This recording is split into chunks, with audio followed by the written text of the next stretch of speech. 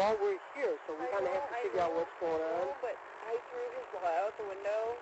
Wait, you threw his wallet out of the window while driving this way? He hurt me several times on the way to do that, and I took his stuff and threw it out the window because he wouldn't give my phone back, and I asked several times and still wouldn't, and I had to tell my parents to me. What happened today? You guys are obviously in this car.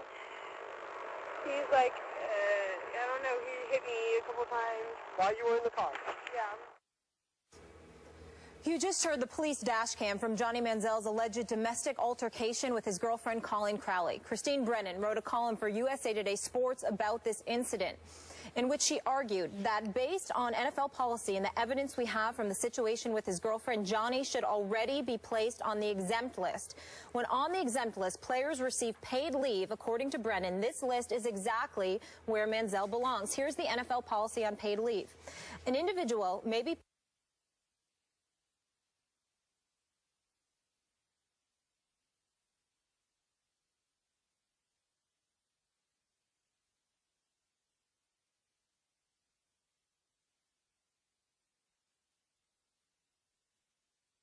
leave will last until the completion of the NFL investigation or disposition of a criminal charge. Skip, should Johnny be on the exempt list? Molly, Stephen A., yes, he should be. And I want to applaud Christine Brennan for stepping up and writing this today in today's USA Today. And as you know, Stephen A., and I'll say it again up front, I'm a fan of Johnny Manziel's. Heck, I consider myself a friend of Johnny Manziel's. But I also said when we first discussed this incident on last Monday's show that the domestic violence issue operating here was far more serious and should, and I was hoping would be, quickly investigated by the National Football League. I'm going to assume that's going on right now. But to Christine's point, he should already be on the exempt list because that's how the policy reads. And there is plenty enough just on the dash cam from his girlfriend that raises enough suspicion, at least to me, that it's for sure that he should be on the exempt list. And it sounded like some form of domestic violence did take place. So just to reiterate, on the dash cam, you can hear her say, he hit me a couple of times. And then she backtracks a little bit to say, please don't, as if don't make a big deal out of this. How many victims have we seen backtrack after they have been abused by their lover or their husband or their boyfriend? And then she says, he hurt me several times. I'm in fear of my life, said his girlfriend of about a year and a half, said Johnny. And he also told the police that she's now living with him in the suburban Avon, the suburb of Cleveland, Ohio. My first issue is with the Avon suburban police. I think they mishandled this. I think they dropped the ball just the way the NFL so far is dropping the ball, because when a potential victim says that he hit me a couple of times, how do you let Johnny walk away from that? How do you let her walk away from that? Again, the only evidence of physical violence against her was the abrasion they saw on her forearm, which was consistent with the story that they both told, that she was trying to exit the car as they exited the highway while it was still in motion, and that Johnny reached across and tried to restrain her from jumping out of the car by holding onto her arm. But he hit me a couple of times, and then I'm not sure, it was reported that he hit her to the point that she hit her head against the far passenger side window. So that's plenty enough evidence to raise enough suspicion that the police should have further delved into this. And obviously, immediately, the next day, in concert with the Cleveland Browns, Johnny should have been sent straight to that exempt list while they did their due diligence and investigation. And I assume it's going on right now. But even as Johnny's supporter and friend, I have no idea how he is still eligible to play football for the Cleveland Browns. I am with Christine Brennan. Thank you, Christine. My response would be to that, Skip Bayless, is that I'm with Christine Brennan as well, but not as adamant as you are. I'm an admirer of her work. I have profound respect for her and the job that she has done. I think she's one of, if not the matriarch of this business. Her willingness to bring attention to issues that obviously deserve our attention is something that's admirable and should be applauded. And I think in this particular instance, she may very well be right. But again, I'm devoid of the level of adamancy that you would throw into the equation. I would say to you that Johnny Manziel should definitely be on the commissioner's exempt list because clearly, first of all, you were in the substance abuse facility, for about 10 weeks just months ago. As you highlighted, Skip Bayless, he shouldn't have been drinking at all. So the fact that he and his girlfriend acknowledged that they was drinking, that's a problem in and of itself. That's number one. Number two, obviously something took place in the car. There is no denying that. She threw his wallet out of the window, and then she tried to jump out of the car while it was in motion. And like you highlighted, the report says that the abrasion on her forearm, her left forearm, is consistent with their story that she tried to go out the car while it was moving, and he grabbed her. Okay, so we get all of that.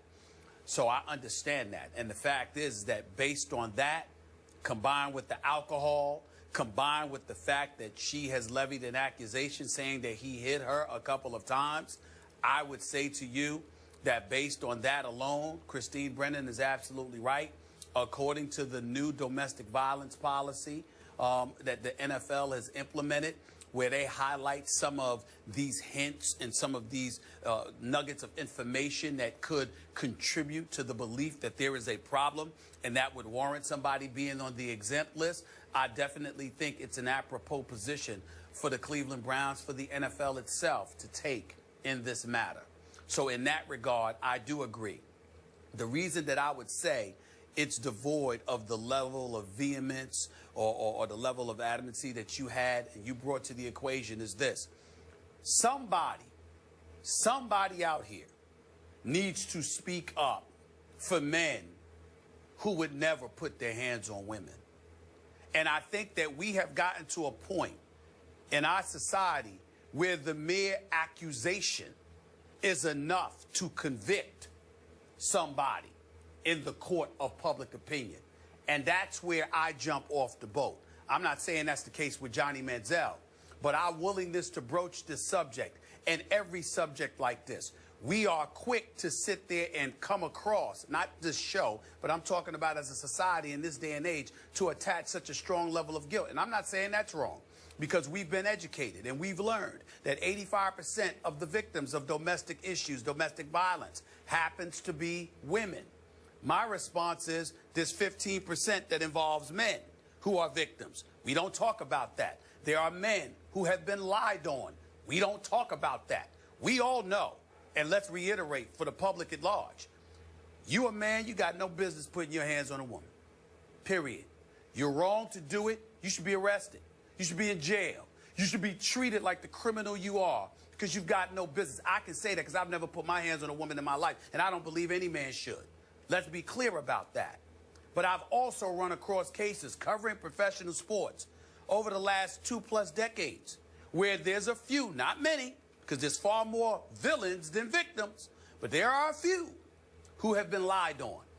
And so I want to take a moment to applaud the NFL for doing its due diligence and investigating the matter to make sure that there is something here where Johnny Manziel could ultimately be put on that exempt list. I believe, based on the evidence that we've been given, it looks bad for Johnny. And even though we both support him, damn it, it looks like he should be on the exempt list. It looks like there are consequences that he should suffer.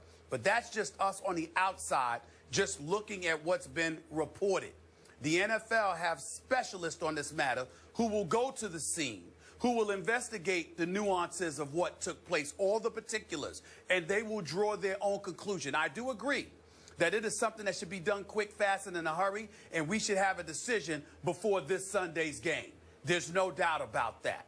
But I also want to caution that we have regressed to a point where just the mere accusation is enough to sully careers. And I'm saying there are men out there, a whole lot of men, that know better than making such a punk move and doing something criminal like this. There's a whole lot of men that would never do this. And there's a few of them that have been accused, and it wasn't true. I'm just saying, let's point that out as we move forward. I got it, but I don't think we've regressed. I think we've progressed to the point that we are listening to the victim. And again, the NFL is again dropping the ball. When is it going to learn? It should have jumped in and gotten to the bottom of this much quicker. Let me finish real quick here. And I feel a little guilty about what we talked about on Monday because I touched on the domestic violence issue possibility here. But remember, because Johnny's alcohol had been such an ongoing subject of contention on this show, we fixated on that on Monday. Are you with me on that? Because that's what was near and dear to us was he had just gone through, what was it, 10 weeks, 2.5 months of rehab, and it appeared to both of us that he had failed because he admitted he had had some drinks. And then he said she was a little intoxicated. And again, what I hope that we've all learned is that alcohol plays a role in many, many of the domestic violence cases here. So, to me, I had not heard the dash cam audio yet. It came out after our show on Monday. Well, and once I heard this, I mean, Stephen A., you can't for a second try to defend Johnny Manziel when she said, I'm not trying to defend him. And that's the problem. Hold on, whoa. That's the problem right there. And that's why subjects like this, you got a whole bunch of people where the subject's taboo and folks are scared to address it. I am not. I didn't hear the dash cam. Had we heard the dash cam before Monday's show, we would have addressed it. That's point number one. Point number two, I didn't sit here and try to defend Johnny Manziel. You didn't hear me say that he doesn't belong on the commissioner's exempt list. Did you not hear me say that if he is found to be guilty of such a matter, if we find evidence and it's corroborated what has been said, his behind needs to be on the exempt list. He needs to be out of the NFL. He needs to be dealt with because you don't have any business putting your hands on a woman. I recall saying all of that. But we live in this world where one sentence can get a headline and all of a sudden everybody can dilute the message. I'm not going for that. What I am saying is very clear. And by the way, don't lump me in. Don't lump yourself in. Don't lump this show in with when I use the word regress. What I'm talking about is this.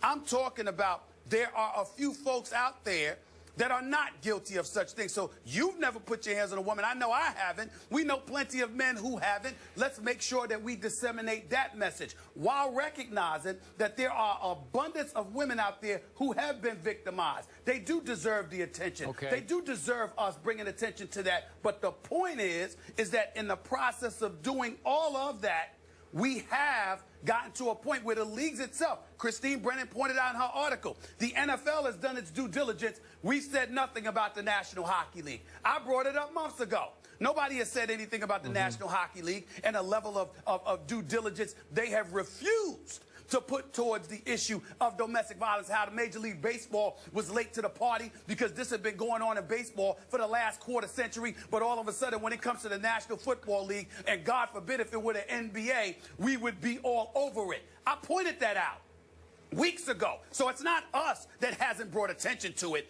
It's the professional sports leagues that exercised a dereliction of duty and didn't put forth the level of due diligence that they were supposed to. The media has always brought attention to it. It is the professional sports leagues that have not done what they were supposed to do. Don't lump us in with them. That's not us. That's not us. Stephen A., can I jump in here for a second? Please, Molly, please. I think there's two parts for me with this. It's unfortunate that Johnny continues to find himself in the news for everything except football.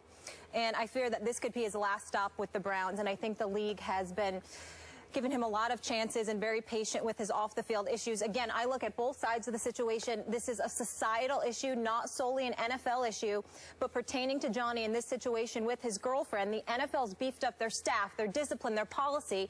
They need to investigate this. We're told that they are, but I agree with Christine Brennan and both of you that they did drop the ball again, and he should be on the exempt list. He fits into that category, and I know the NFL is going to be paying attention to her article, and they do tend to be reactionary at some points, but that's where he belongs right now. And until we have all of the details, and then we decide what the next step is with Johnny Manziel. But we have enough evidence based on that cam, that tape that we played, on what occurred, that this needs to be looked into, and he doesn't need to be suited up this Sunday. Well, that's fair, but then the league will tell you that they've got a players association to deal with. So what they want to do is investigate the matter, and as long as they investigate it before Sunday, what's the problem? Sunday hasn't arrived yet. This just took place a few days ago. If they deal with this before Sunday, what are we going to say then? It's Thursday. They got 3 days before Sunday. What if they deal with it then? And if they put forth their due diligence, then they don't have to worry about DeMaurice Smith or Jeffrey Kessler or anybody else coming to them and saying you didn't dot your I's and cross your T's appropriately. So we have to take into consideration what they have to battle and what they have to deal with. And also, while we're doing so, let's not gloss over what Christine Brennan said. She said the NFL should be applauded in some respects, while she said they should still make this decision about Johnny Manziel. But she also highlighted the National Hockey League and what it's not doing. But we don't hear anybody talking about that. I mean, what's the problem? Why is there such a level of urgency, you know, to expedite the process and address everything when it comes to the NFL, but we ignore the National Hockey League? There's something wrong with that. We either care overall or we don't. We can't care because it's the NFL, but don't care because it's the National Hockey League, because it's not as popular as the NFL. We either care or we don't. Stephen A., let me just read one line again. If the NFL investigation finds sufficient credible evidence that it appears a violation of the personal conduct policy has occurred, then that's when the paid leave will occur. In the meantime, until they complete the investigation. I look at both sides, trust me, in every situation. I understand we don't have all the evidence, but from that tape, we have enough that Johnny should be on the exempt list right now. Well, again, like I said to you, I have no problem with that. I'm just saying that I appreciate the NFL saying we're sending somebody out there ourselves, and this matter will be handled. Now, if Sunday comes and Johnny Manziel is playing, he's suited up, we got a problem. Molly's position is absolutely on the money. So is Christine Brennan's. But what's the matter with the NFL saying it's Thursday? We're sending somebody out there. We've already sent somebody out there. We're investigating the matter. What if the NFL comes down with the position tomorrow to put Johnny Manziel on the exempt list? We going to get on them because they didn't do it Thursday morning? Although this actually happened early last week, and then it didn't break until, I think, last Friday, late afternoon, after our Friday show. And the dash cam, to your point, fair on your side, that the dash cam it wasn't made public by the Suburban Police Department until Tuesday, I think, maybe late Monday afternoon. So, okay. Something needs to be dealt with now. See, it needs to be done before Sunday. Yeah. It needs to be done before Sunday. That's all I'm saying. It needs to be done before Sunday. Okay. But it's not like the NFL should be insulted or criticized because they're dotting their I's and crossing their T's. Remember, Greg Hardy's suspension got reduced from 10 games to 4 games. Ray Rice won his appeal. So regardless of what position the NFL takes, the Players Association steps in defending their players, and the NFL wants to make sure they get it right so they don't have to worry about revisiting the matter. I don't see a problem with that as long as it's dealt with before Sunday. Got it. The policy is now in place, and they have the opportunity to get it right here with this one. And again, an unfortunate situation that Johnny's in the news for issues like this. Moving on, another decade of dominance. A 38-year-old Tom Terrific says he could see himself playing for a long time. Just how long? We'll tell you after the break. Skip, you're going to love this. Oh, I hope so.